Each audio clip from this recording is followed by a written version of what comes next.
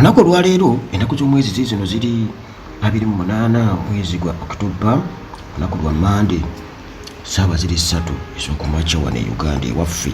Era muganda wange nziguse mu mikwesese nga bulijjo zikometa yaffe bwetu etunuddeko wali ewa General Museveni n'endowooza ye ku bbiru y'emmwanyi eyakayisibwa ne Buganda butya bwekitwala. Era alabudde ne Sekulabula n'agamba nti muganda wange temugezaako kumpa lecture, temugezaako kunsomesa bya mmwanyi, temumbuulira byanfuna bya mmwanyi, mbasingira wala. Museveni muganda wange mu busungu obungi ng'ategeeza Buganda Caucus ku Uganda Coffee Development Authority n'abagamba ku nsonga ezo, muganda wange temugezaako kumpa lecture, temugezaako kunsomesa kubanga mbasingira wala, nze mbimanyi nnyo ebyenfuna by'emmwanyi mbimanyi. Nze nga General Museveni tebuhabulwa temugezaako naye nga bwe baali bagezezzaako ddi mulundi ki gwayinza okugamba nti baali bagezezzaako wano okumpapula.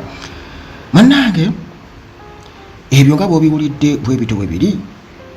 General Museveni agambye akwitisayizinze anenyezza bamemba ba Parliament aba Buganda era okukwagasse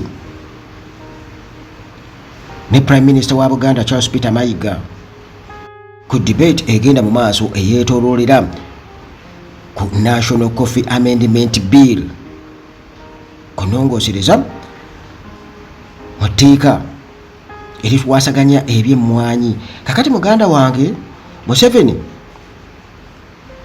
lunaku lwabadde lwa Sunday era n'ayogera era yannyonnyodde ekiwandiiko kiri mu miko egiwererako ddala. Statement yabadde mpanvu era wano mwe yasinzidde okubeera nga ayambalira abo abagezaako okubeera nga babiteekamu ebyamawanga abaleetamu tribal sentiments mu discussion ekwatagana ku byemmwanyi. Era n'agamba nti empisa eyo si ya bwesimbu. Era n'ategeeza n'agamba nti okusalawo okubeera nga balongoosa oba barestructuringa Uganda Coffee Development Authority, kino munnange tekirina kigendererwa kyonna oba bigendererwa byonna byakutagetinga region eno oba eri, tewali specific region gyekitunuulidde. Olwo n'ayongerezaako n'agamba nti nno coffee industry wano mu Uganda yankizo nnyo mu kulaakulanya ebyobulimi wano mu Uganda. Kakati olwo munnange erina kubeera nga etunuulirwa nga eyawamu collective asset, nga tebagitagitinze nti nno oba bagiteeke ku region emu nti eno region ya Buganda oba region endala yonna. N'agamba nti nno kimalamu amaanyi okuwulira nti waliwo abagezaako okubeera nga babiyingizaamu ebyamawanga, nti Katikkiro wa Buganda Charles Peter Mayiga bwe yaleeta ebirowoozo okubeera nga batumbula emmwanyi babyaniriza, era bw'atyo ne batabaawo ngeri yonna yakumulemesa kubeera nga abyenyigiramu. Era n'ategeeza nti ku sayidi eya operation wealth creation babadde balaze nti waliwo enkulaakulana y'amaanyi era ng'abalimi bagyeyambisizza nnyo okubeera nga beekulaakulanya wamu n'okutumbula obulimi bw'emmwanyi wano mu Uganda. Kyovudde olaba nga ntera okubagamba nti muganda wange bw'oba olina ettaka nga liri eyo tekikwetaagisa kubeera ng'oba oli awo olitunda newankubadde nga liri wala nnyo.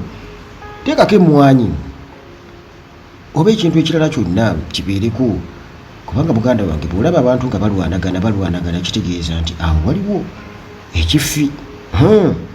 Osobola okukwatagana n'abannajja dda investments walagana omukulu Kiza Shafiki namba ze weeziri awo, bw'obanga oli mitala w'amayanja n'akuyambako kuteekako emmwanyi.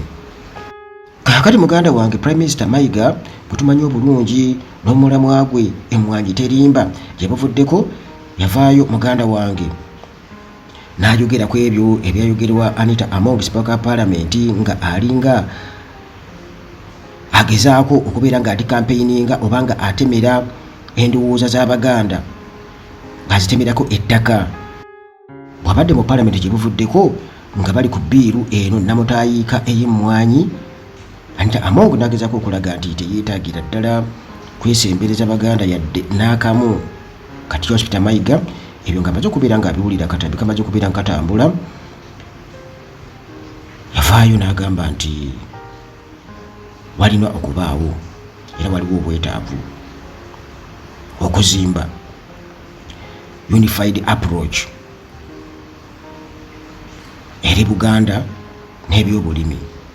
Walina okubaawo walina okubagawo enkola nga eno egenda kubanga ekwasaganya Buganda eyawamu wamu n'ebyobulimi.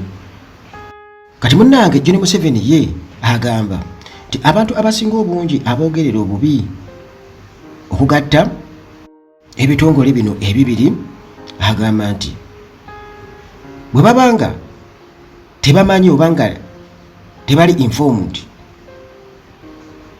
bateekwa okuba nga balina bye beegwanyiza bo ng'abantu oba balabe ba Uganda, okuva lwe kiri nti Uganda Coffee Development Authority yatandikibwawo NRM government, era okutumbula obulimi bw'emmwanyi mu Uganda ebadde campaign ya gavumenti ye nga John Museveni so si Buganda.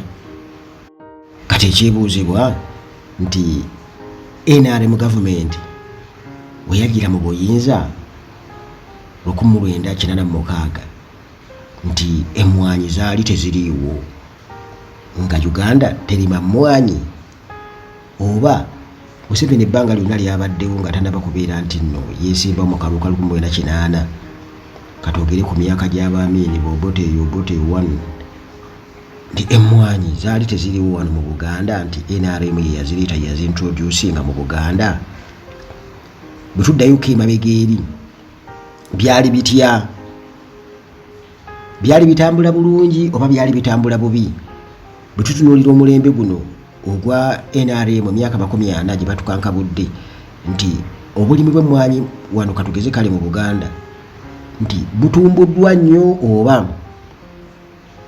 busse nti pace bwe baali balimira emmwanyi na buli kimu kwe kyali kitambulira nti essaawa eno tuli yadde oba production wano mu Buganda, kuba kati ewali omu kati wabula muliro nti waliwo ensonga lwaki Abaganda nabo baba n'obusungu ku nsonga ezimu. Soke tutunuulire tulabe kati kwezi okulima amatooke e Masaka emmwanyi, kubanga baleeta ebiragalalagala ne bafuuyira ne zikala ne zikola zitya ne baleeta ebimwanyi, kwegamba bingi nnyo enkyukakyuka ze baleeta awo, era abantu ze bagamba nti zabaviirako kufiirizibwa okw'amaanyi ennyo, era nga bo bakirabanga ng'ekkobaani. Yensonga lwaki Buganda bagezezzaako nnyo okulaba nga bakiyingiramu okubeera nga bakomyawo abantu wansi w'emmwanyi terimba nga Charles Peter Mayiga bwakiyita, okugezaako okubeera nga bazzaamu abantu amaanyi n'okubabuulira omugaso. Kale newankubadde ng'omukulu Baryomunsi yatukakasizza, Minisita Baryomunsi yatukakasizza n'atugamba nti tewali kigenda kukyuka, just Uganda Coffee Development Authority bagikutte bukwasi ne bagiteeka wansi na ministry, naye tewali kigenda kukyuka nti kikyuke, era ebintu byayo nga bibadde ebikola structure zaayo zigenda sigala nga zezimu.